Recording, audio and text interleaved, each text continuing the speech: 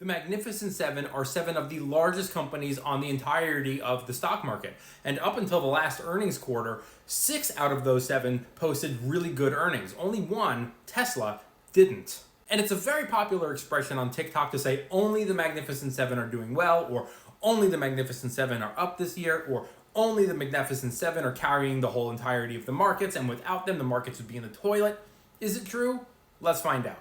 My name is Kenneth, and I talk about the stock market, investing, living below your means, and swing trading and day trading if you're interested. And if you're not interested, that's fine too. Now, I'm going to go on a website like Seeking Alpha, and I'm only going to go back 1 year here, and I'm just going to randomly type in ticker symbols as they pop into my head, and we'll see if it's only the Magnificent Seven or the Magnificent Six right now that are doing well.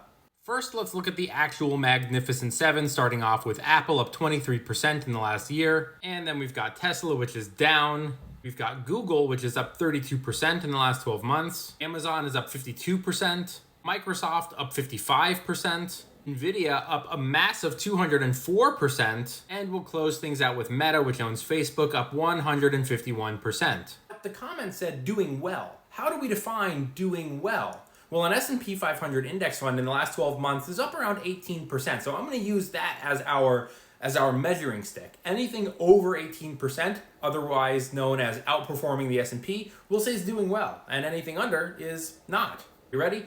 Let's go. Ooh, first, smash that follow. Okay, now let's go. We'll kick things off here with Netflix up 53%, and let's look up Caterpillar and see how Caterpillar is doing in the last 12 months. Up 28%. Let's keep it in that same area and do John Deere and see how John Deere is doing in the last 12 months.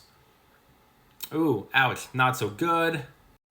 What about Johnson & Johnson? How's Johnson & Johnson doing in the last 12 months? Oof, not so good. Okay, what about Supermicro Computer? That's the one everyone's talking about a lot these days. Supermicro Computer in the last 12 months is up, whoa, that's a lot, 600%. What about another one? What about DraftKings? How's DraftKings doing in the last 12 months? It is up 144%. I wonder how Shopify is doing. How's Shopify doing here? Shopify, not part of the Magnificent Seven, up 54%. I know how this one's doing, but let's just throw it in there for funsies. How's Rivian doing? It's not so good. It's down 25%. We could look at something also like Etsy. How's Etsy doing?